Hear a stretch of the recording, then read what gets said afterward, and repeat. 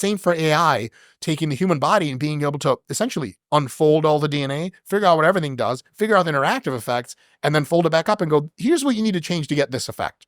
Once we get that, in a completely different era of humanity. You want to be blue? Sweet, you're blue. You want elf ears? You got elf ears. No problem. Whatever the fuck you want.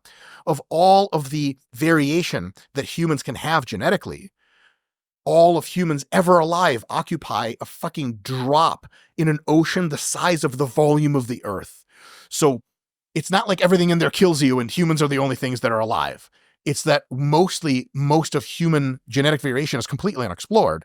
And if you just manually, through biotech, engineer that, you get to a point where people don't age and they don't die of disease and they're just kind of fucking dope, and they even could be really hardy. Like, for example, they could take a genetic variant and change the structure of your bones and double layer your skull. So you get hit by a bus, you die. Now you get hit by a bus and you're like, ow, and you just walk off.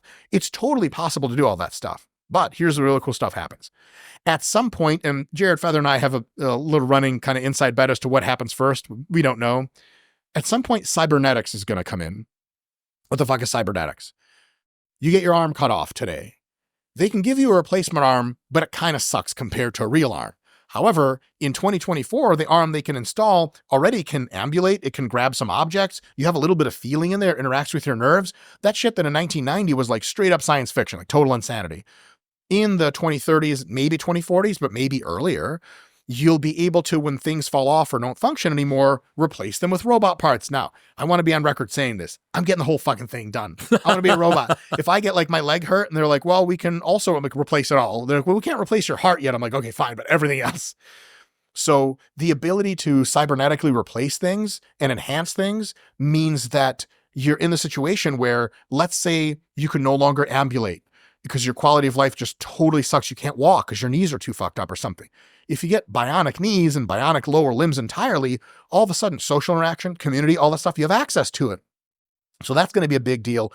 It's going to happen. I can tell you specifically at the point where you're going to see a revolution where most humans, not all, choose enhancement over just staying biological. And I'll tell you when this happens.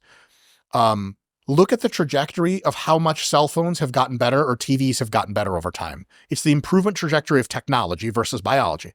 Radically fast, measured in decades prior. Now it's measured in like every year your current iPhone sucks and the new one's way better.